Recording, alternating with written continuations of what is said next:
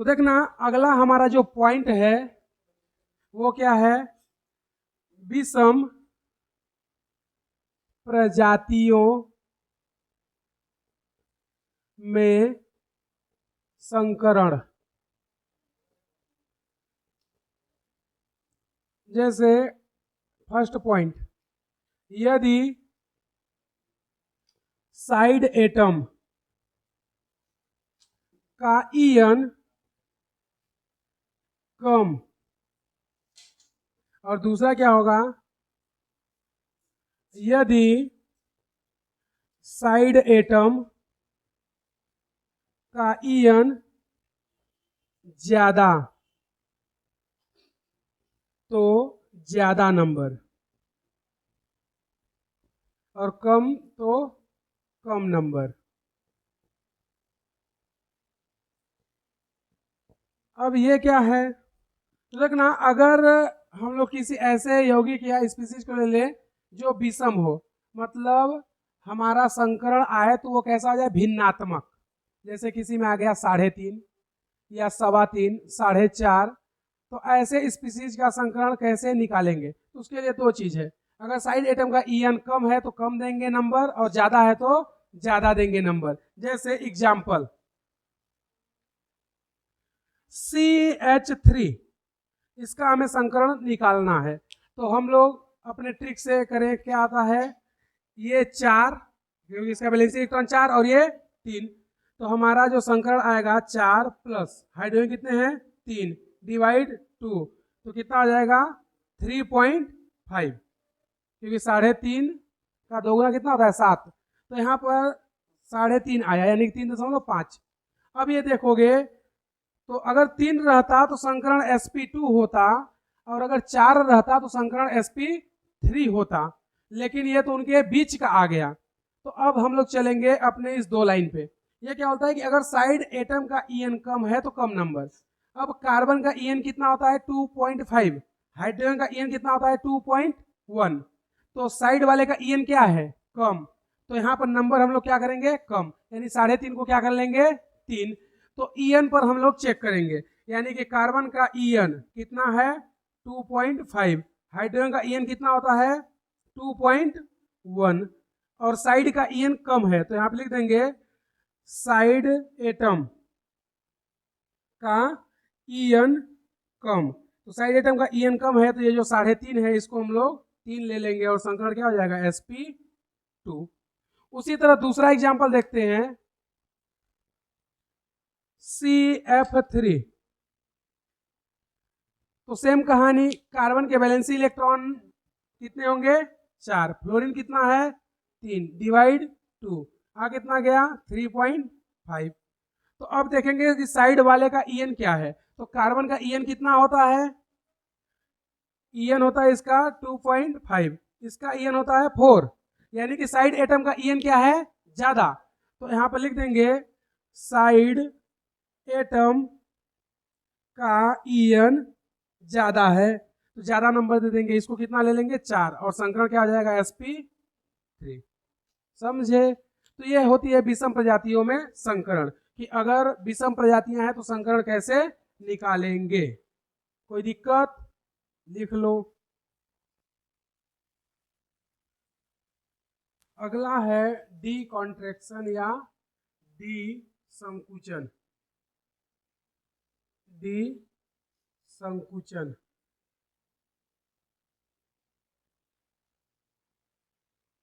तो जो डी संकुचन है इसका मतलब क्या होता है कि यदि साइड एटम का ईएन सेंटर एटम के बराबर या उससे कम है, तो डी कक्षक संकरण में भाग नहीं लेता, संकरण में भाग नहीं लेता है। अब देखना ये डी संकुचन क्या है।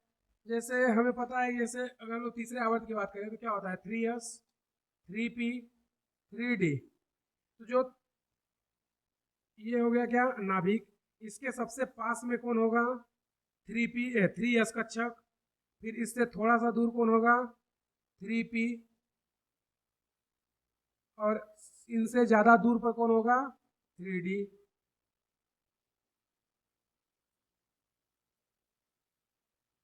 ये हो गया 3d।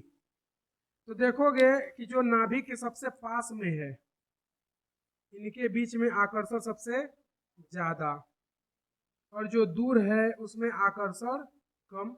उसके साथ साथ P से जब D में जाते हैं तो सीधे 10 इलेक्ट्रॉन क्या हो जाते हैं, इंक्रीज हो जाते हैं।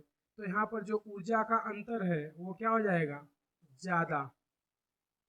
ऊर्जा का अंतर ये क्या हो जाता है, ज्यादा हो जाता है। तो जब P से D में हम लोग जाते हैं तो अचानक से 10 इलेक्ट्रॉन बढ़ जाते हैं, उसके साथ साथ D कक्षक भी आ जाता है। और D कक्षक के आने से इलेक्ट्रॉन की संख्या अचानक से बढ़ जाती है, जिससे P और D कक्षक के बीच में ऊर्जा का अंतर भी बहुत ज़्यादा हो जाता है। उसके कारण D कक्षक संकरण में भाग नहीं लेता।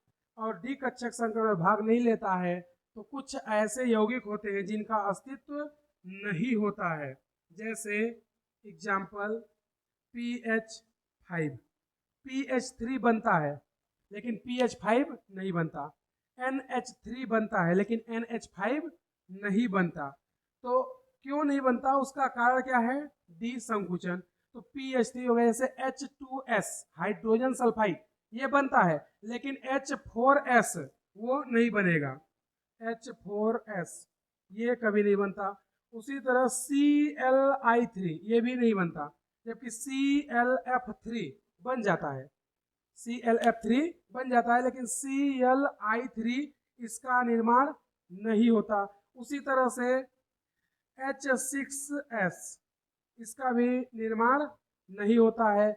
उसी तरह से XeH2, XeH4, XeH6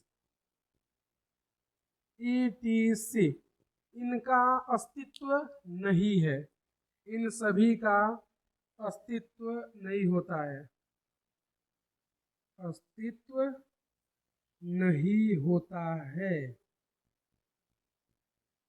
कारण क्योंकि इनमें डी कक्षक भाग नहीं लेते। लेकिन देखोगे तो PCl5 बन जाता है, PCl5 बनता है लेकिन PH3 नहीं बन रहा है। कारण क्योंकि देखोगे तो हम लोग बात कर रहे हैं किसकी, PCl5 की। तो फास्फोरस का EN कितना होता है, 2.1। क्लोरीन का EN कितना होता है, 3।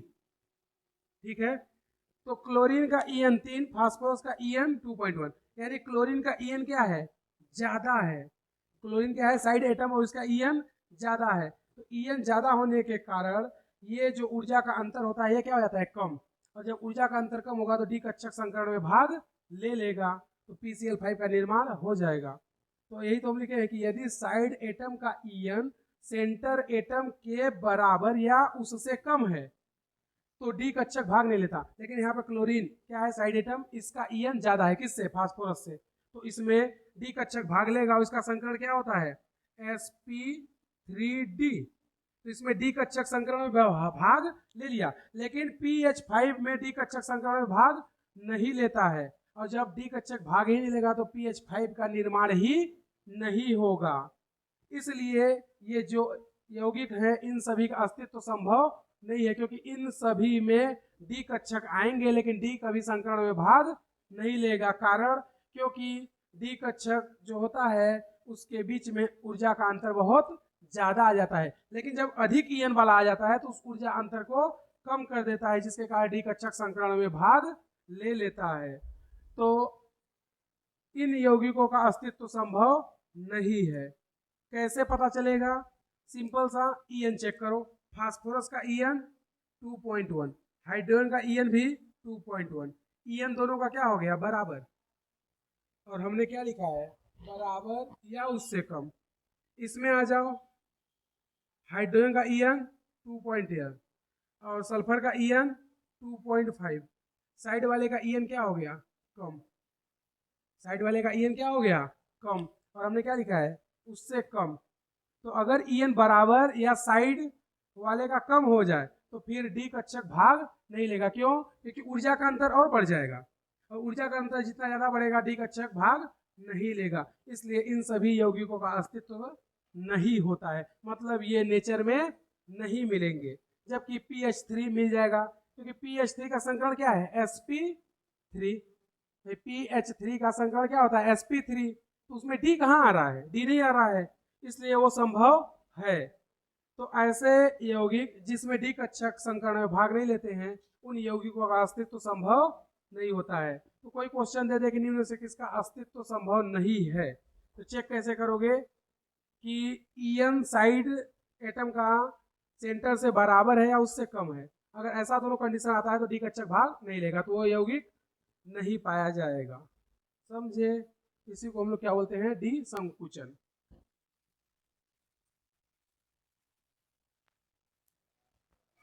देखना, जो दूसरे आवर्त के तत्व होते हैं, द्वितीय आवर्त के तत्व, जो दूसरे आवर्त के तत्व होते हैं, जैसे एग्जाम्पल NH3 H2O, अगर इनका हम लोग संकरण देखें तो क्या होगा? sp3। इसका भी संकरण sp3। इसका बंध कोण कितना होता है? 107.5 डिग्री। इसका बंध कोण कितना होता है? 104.5 डिग्री। ठीक है, तो ये सब क्या है? दूसरे आवर्त के। नाइट्रोजन किसका है? दूसरे आवर्त का। ऑक्सीजन भी किसका है? दूसरे आवर्त का। लेकिन अगर यहीं पर तीसरे आवर्त का तत्व आ जाए, जैसे H2S या PH3, ये सब क्या है? तीसरे आवर्त के तत्व। तो इनके अगर हम लोग एग्जाम्पल्स और संकरण की बात करें तो संकरण क्या होगा इसका? 5 3 8 sp3। इसका क्या हो जाएगा? 6 2 8 sp3। लेकिन देखोगे तो ये सेम है अमोनिया के जैसे, और ये सेम है H2O के जैसे। तो इसका भी बंध कोण कितना होना चाहिए? 107.5 डिग्री, और इसका होना चाहिए 104.5 डिग्री, लेकिन होता नहीं है। उसका अब कारण सुनो, क्योंकि ये सब क्या है? तीसरे आवर्त के तत्व या तृतीय आवर्त के तत्व। तो उसका कारण क्या है कि जो तीसरे आवर्त के तत्व होते हैं, जैसे PH3 ले लो, ASH3, SbH3, BiH3। उसी तरह इधर ले लेते हैं H2S, H2Se, H2Te, H2PO। तो इन सभी में देखोगे तो ये सब क्या है? दूसरे आवर्त से नीचे के सभी तत्व, यानी तीसरा चौथा पांचवा छठवां सातवें आवर्त के तत्व हैं। तो इन सभी में संकरण नहीं बल्कि क्या होता है? अतिव्यापन। क्या होता है? अतिव्यापन, जिसको इंग्लिश में बोलते हैं ओवरलैपिंग। इंग्लिश में क्या बोलते हैं? ओवरलैपिंग। तो अगर अतिव्यापन होता है तो बंध कोण लगभग 90 डिग्री का हो जाता है, और ये तभी लागू होगा जब द्वितीय आवर्त से नीचे के तत्व हो।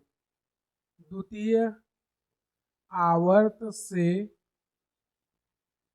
नीचे के सभी तत्व, तो उनमें संकरण फिर नहीं होगा। फिर क्या होगा?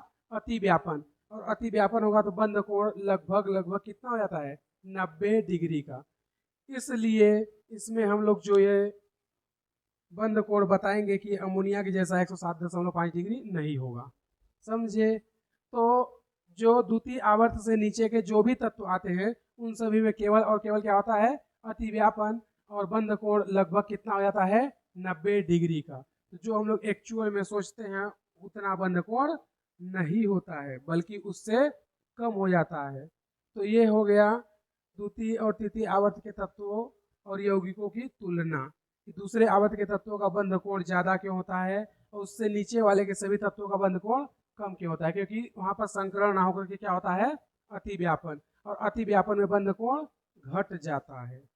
समझे?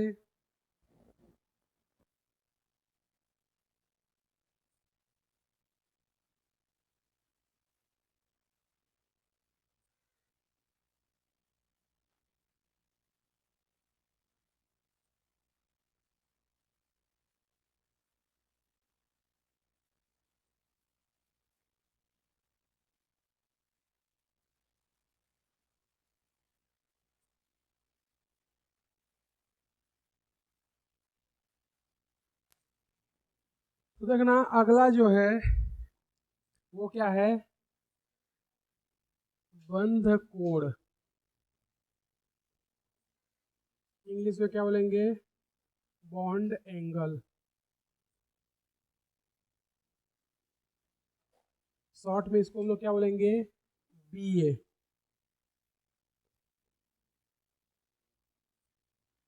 तो बंध कोण होता क्या है, दो बंध के बीच का कोण क्या कहलाएगा, बंध कोण, जो कि फालतू परिभाषा। दो बंध के बीच का कोण बंध कोण कहलाता है।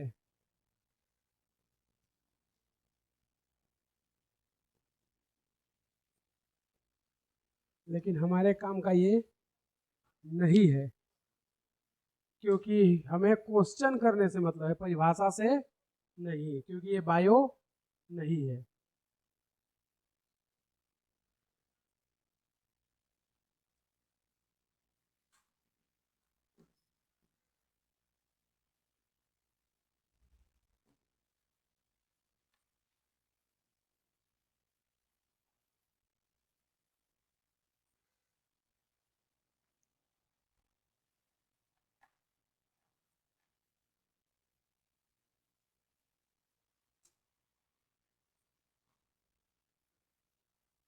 लिख चुके?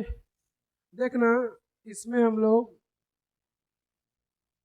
अगला जो पढ़ेंगे वो है बंध कोण, इट मीन्स BA को प्रभावित करने वाले कारक।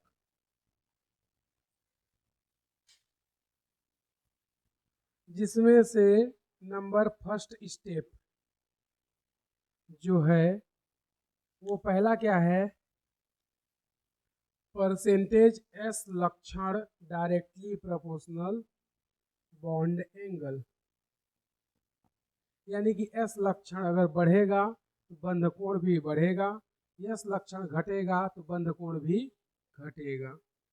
उसके बाद इसका दूसरा देखें, ये स्टेप फर्स्ट का ही दूसरा पार्ट है क्या, कि अगर लोन पेयर LP क्या हो जाए, सेम, या कि फिर पूरा ही लिख देते हैं lone pair, lone pair.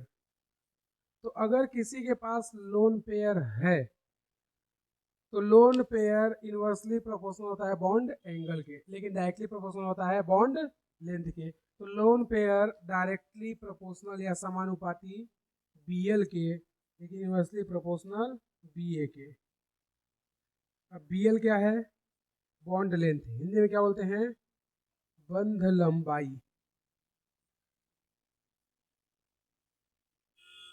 Bond length. तो लोन पेयर इनवर्सली प्रोपोर्शनल होगा बॉन्ड एंगल के। ये पहला स्टेप के दो पार्ट हैं। फिर उसके बाद सेकेंड स्टेप जो आता है उसके देख लेते हैं। सेकेंड स्टेप का नंबर फर्स्ट, प्रतिशत S क्या हो जाए, सेम। पहला क्या था कि S लक्षण बढ़ेगा तो बंध कोण बढ़ेगा, ऐसा भी तो हो सकता है कि S लक्षण क्या हो जाए, समान। तो अगर S लक्षण समान हो जाएगा तो फिर लोन पेयर अगर जीरो है तो सभी का बंध कोण क्या होगा, समान। तो एस लक्षण अगर सेम और लोन पेयर क्या हो जाए, जीरो, तो बॉन्ड एंगल भी क्या हो जाएगा, समान या सेम। ये इसका पहला स्टेप है। सेकेंड स्टेप, यस लक्षण तो जीरो है, सॉरी समान है या सेम है, but lone pair not equal zero, मतलब लोन पेयर इस बार जीरो नहीं है। तो ऐसे कंडीशन में दो ऑप्शन, पहला कि केंद्रीय परमाणु का आकार अगर बढ़ेगा तो बंध कोण घटेगा, और दूसरा साइड एटम। तो इसमें दो कंडीशन आ जाती है। पहला कंडीशन क्या, नंबर ए, केंद्रीय परमाणु का आकार inversely proportional to B A, और जो इसका दूसरा पार्ट है बी नंबर, साइड एटम का size directly proportional to bond angle. बस इतना सा है। अगर इतना हो गया तो क्वेश्चन बन जाएंगे। अब ये तुम्हें याद हो भी सकता है, नहीं भी, लेकिन क्वेश्चन प्रैक्टिस करेंगे तो ये अपने आप याद हो जाएंगे। तो पहले इसे लिख लो, फिर क्वेश्चन प्रैक्टिस करते हैं।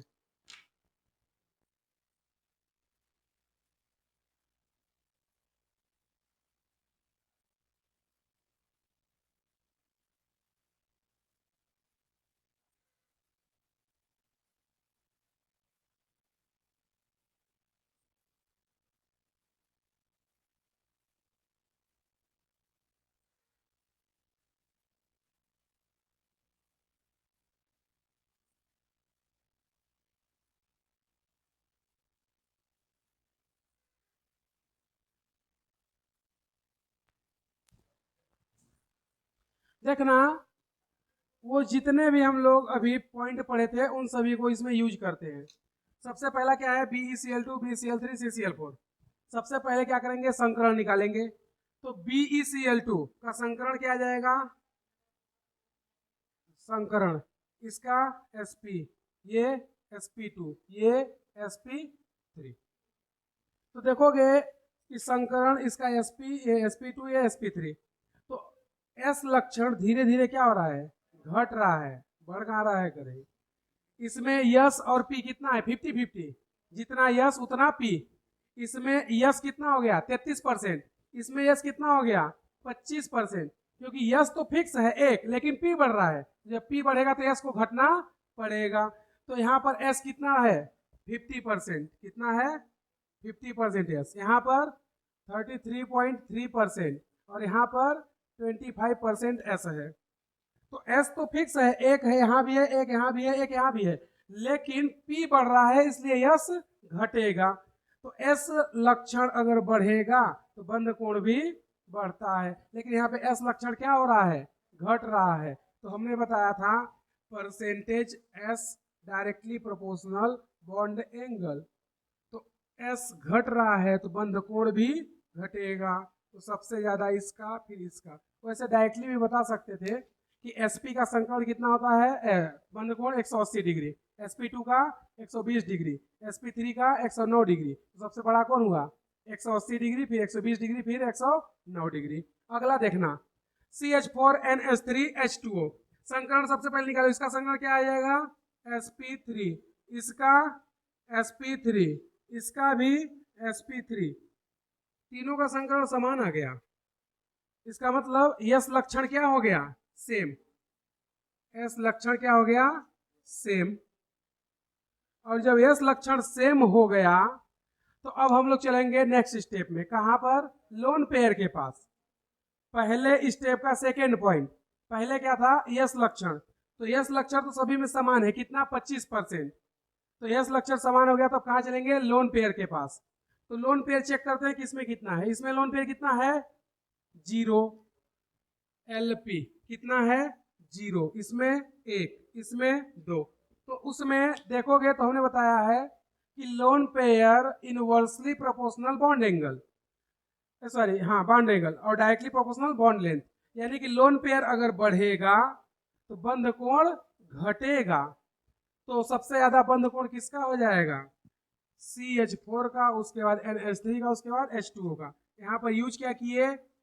LP inversely proportional bond angle. वैसे डायरेक्टली भी बता सकते थे। यहाँ पर लोन पेयर 0 है तो बंध कोण कितना आएगा? 109 डिग्री का। अमोनिया का कितना होता है? 107 डिग्री। पानी का कितना होता है? 104 डिग्री।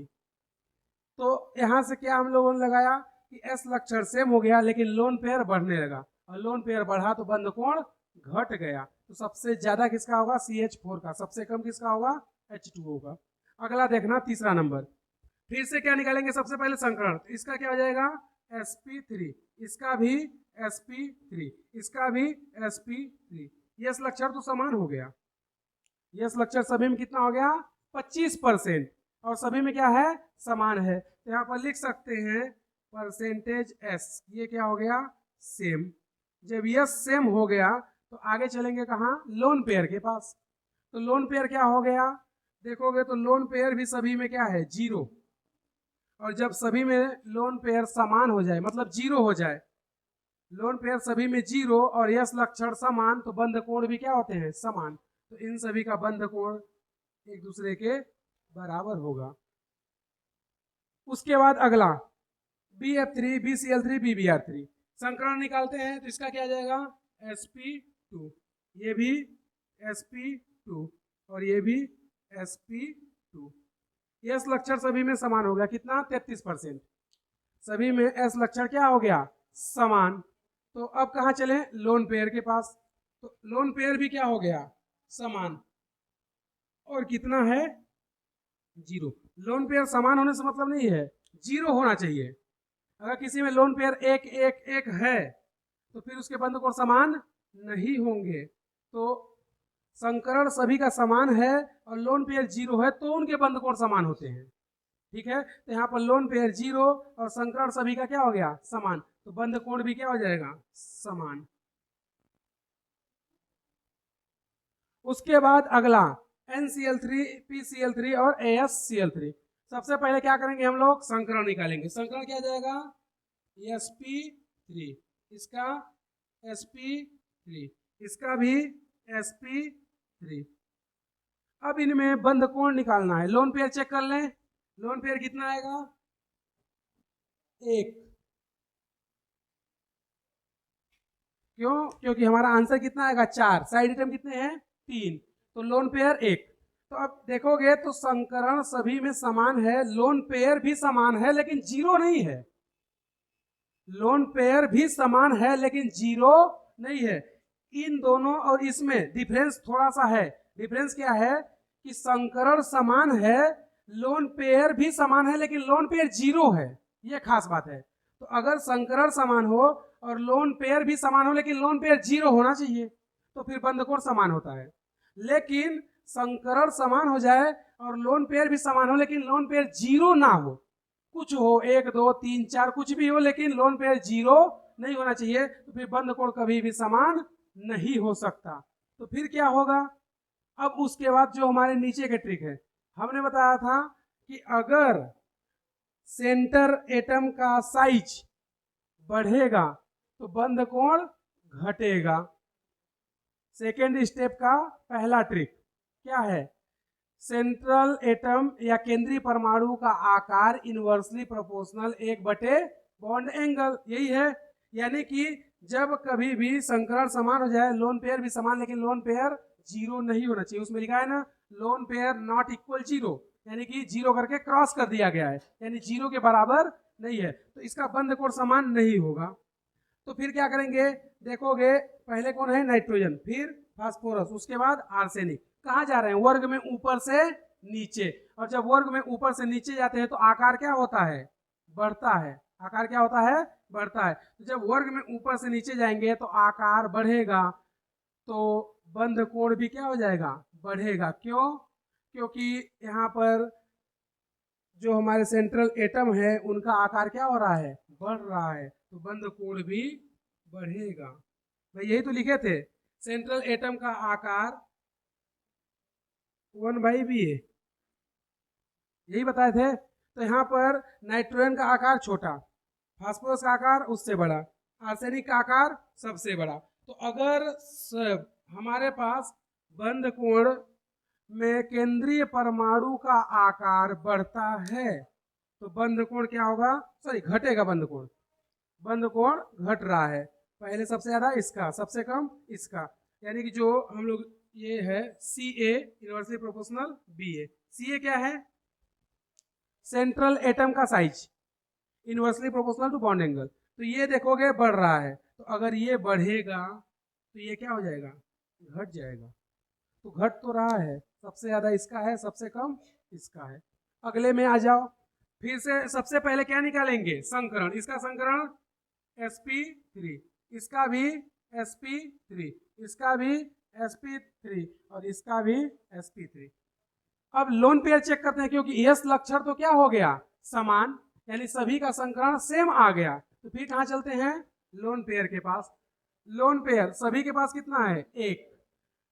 तो फिर कहानी ये भी उसी के जैसे हुए, लेकिन थोड़ा सा चेंज है। तो बंध कोण तो इसका समान हो नहीं सकता, क्यों, क्योंकि लोन पेयर जीरो नहीं है।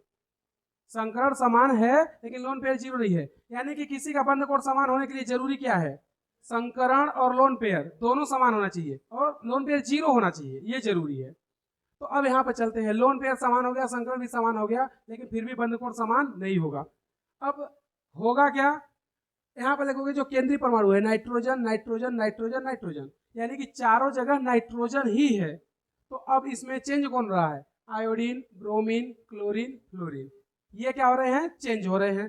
तो अगर साइड एटम का साइज बढ़ता है तो बंध कोण भी बढ़ता है। स्टेप नंबर सेकेंड, वहां पे हमने लिखा है size of side atom directly proportional to bond angle, अगर ये बढ़ेगा तो ये भी बढ़ेगा, ऐसा लिखा है सेकेंड स्टेप का सेकेंड पॉइंट, कि साइड एटम का size directly proportional bond angle.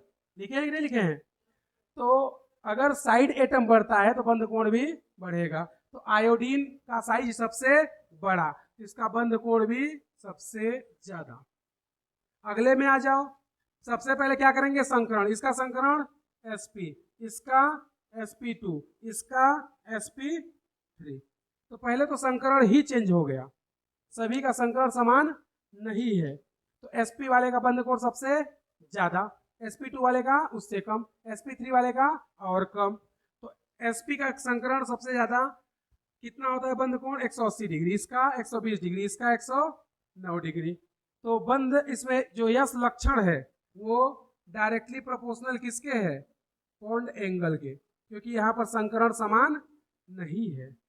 अगला NH2 NH3 NH4, पहले क्या निकालेंगे, संकरण। तो कितना आ जाएगा, 5 2 7 1 8, 8 का आधा 4, तो संकरण sp3, 5 2 7 7 1 8, इसमें भी sp3, इसमें भी sp3, यस लक्षण तो समान हो गया। अब कहाँ चले, लोन पेयर के पास। तो लोन पेयर चेक करते हैं, हमारा आंसर कितना आ रहा है, 4, साइड एटम कितने हैं, 2, तो लोन पेयर कितना बच गया, 2। वो लोन पेयर 2 कौन कौन है देखना, एक तो नाइट्रोजन के पास होता है लोन पेयर, एक माइनस, एक नाइट्रोजन के पास लोन पेयर होता है और एक माइनस, तो 2 लोन पेयर हो गया। यहाँ पर 1 और यहाँ पर 0 आएगा 1, साइड एटम कितने हैं, 4, और आंसर भी हमारा कितना आ रहा है, 4, तो लोन पेयर 0। लोन पेयर यहाँ पर घट रहा है तो बॉन्ड एंगल क्या होगा, बढ़ेगा, क्यों, क्योंकि हमने जो रिलेशन बताया था वो ये देखो है, lone pair inversely proportional bond angle. तो लोन पेयर घट रहा है, पहले 2 था, फिर 1 हो गया, फिर 0 हो गया। तो लोन पेयर अगर घटेगा तो बंध कोण क्या हो जाएगा, बढ़ जाएगा। तो यहाँ पर सबसे ज्यादा ये, फिर उसके बाद ये।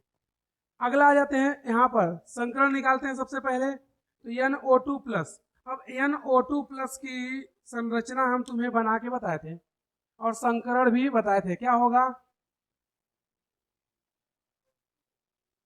संकरण sp कैसे, 4 यहाँ, सॉरी 5 यहाँ पर, 1 माइनस 4, 4 का आधा 2, तो संकरण क्या हो गया sp2। यहां पर आ जाओ, यहां पर क्या आएगा, सॉरी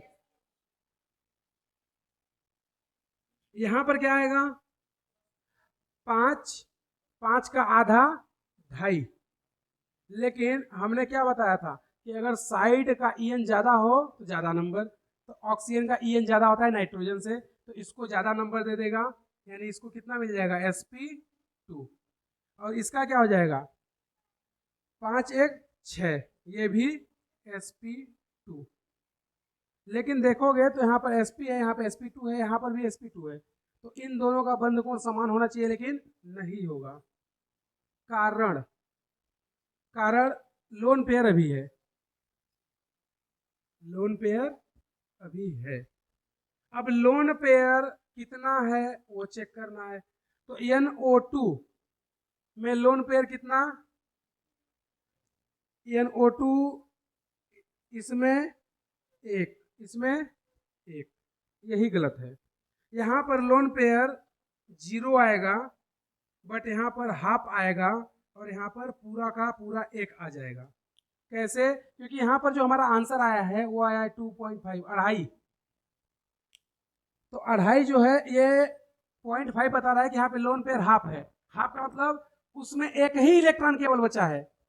ये NO2 कैसा होता है, विषम इलेक्ट्रॉनिक प्रजाति, यानी कि इसमें एक एक्स्ट्रा इलेक्ट्रॉन होता है, और एक्स्ट्रा इलेक्ट्रॉन जो है वो क्या है 0.5, मतलब इसके पास लोन पेयर जो है उसमें केवल एक ही इलेक्ट्रॉन है। वैसे जनरली लोन पेयर में कितने इलेक्ट्रॉन होते हैं, 2, लेकिन इसके लोन पेयर में कितना है, केवल और केवल आधा, यानी कि 1। भाई 2 का आधा कितना होगा 1, तो इसके पास लोन पेयर कितना है, आधा, आधा का मतलब 1, क्योंकि एक लोन पेयर में 2 इलेक्ट्रॉन होते हैं, तो 2 का आधा 1, तो इसके पास लोन पेयर एक्चुअल में कितना है, आधा है, आधा मतलब 1, और इसके पास पूरा 1 है, पूरा 1 का मतलब 2 इलेक्ट्रॉन है। लोन पेयर इसके पास आधा है, लेकिन उसमें इलेक्ट्रॉन कितने हैं, 1 इलेक्ट्रॉन है। इसके पास लोन पेयर 1 है, लेकिन उसमें 2 इलेक्ट्रॉन है, और ये वास्तविक में लोन पेयर है, समझे। तो इसके पास 1 लोन पेयर है, लेकिन इलेक्ट्रॉन कितने हैं उसमें, 2। इसके पास आधा लोन पेयर है, लेकिन इलेक्ट्रॉन कितने हैं, 1, तो इसी को बोलते हैं आधा लोन पेयर। अब इनमें बंद कर देते हैं, sp sp2 sp2, तो सबसे ज्यादा तो sp की होती है, तो ये सबसे पहले हो जाएगा। इन दोनों की बात कर लेते हैं। अब देखोगे तो इसमें 1 इलेक्ट्रॉन है, इसमें 2 इलेक्ट्रॉन है, तो प्रतिकर्षण इसमें ज्यादा होगा, यानी लोन पेयर इसमें ज्यादा हो गया ना भाई, इसमें के लोन पेयर में 1 इलेक्ट्रॉन, इसके लोन पेयर में 2 इलेक्ट्रॉन, तो लोन पेयर यहाँ ज्यादा हो गया, तो बंध कोण कम हो जाएगा। Lone pair inversely proportional bond angle, lone pair ज्यादा तो बंध कोण कम, तो यहाँ पर NO2 का ज्यादा। ClO2 और OCl2, संकरण क्या निकालेंगे इसका, ClO2 का क्या आ जाएगा, sp3। कैसे आएगा sp3, क्योंकि साइड का ईएन ज्यादा है भाई, क्लोरीन का ईएन 3 और ऑक्सीजन का ईएन 3.5, तो हमने अभी तो तुम लोगों को ट्रिक बताया था विषम प्रजातियों में कैसे निकालते हैं, अगर साइड का ईएन ज्यादा है तो ज्यादा नंबर, कम है तो कम नंबर। आंसर वैसे आएगा कितना, 3.5, आंसर कितना आएगा 3.5, और इसमें तो सीधे आ जाएगा 4, क्योंकि 6 2 8, तो यहाँ पर 4, तो इसका तो फिक्स है कि संकरण क्या हो गया sp3, लेकिन इसका भी sp3 ही संकरण होगा, क्योंकि इसको हम लोग नंबर ज्यादा देंगे। अब क्यों, क्योंकि इसके साइड में कौन है, ऑक्सीजन, तो इसका भी संकरण sp3, इसका भी संकरण sp3, लेकिन लोन पेयर की बात करेंगे अभी। तो लोन पेयर इसके पास कितना है,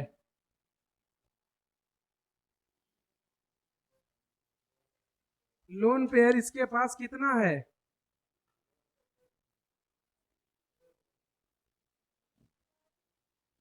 अरे सिंपल सा दिमाग लगाओ ना, हमारा आंसर कितना आ रहा है 4, यहाँ पे कितने हैं 2, तो लोन पे कितने बचे 2, लेकिन 2 नहीं होंगे क्योंकि यहाँ पे आधा है, तो 1.5 होगा, यानी कि यहाँ पे लोन पेयर 1 + 1/2 है, और यहाँ पे लोन पेयर पूरा का पूरा 2 है, कंप्लीट।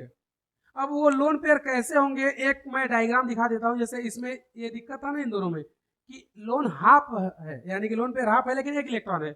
इसमें कंप्लीट लोन पेयर एक है यानी 2 इलेक्ट्रॉन है। तो एक डायग्राम देख लेते हैं कि कैसा होता है ये हाफ वाला। तो देखना हमने क्या ले लिया यहाँ पर, कल्लो रानी को। अब ये जो कल्लो रानी है इसके पास 2 कौन जुड़ गया, ऑक्सीजन, क्योंकि O2 है ना, तो 2 ऑक्सीजन जुड़ गए।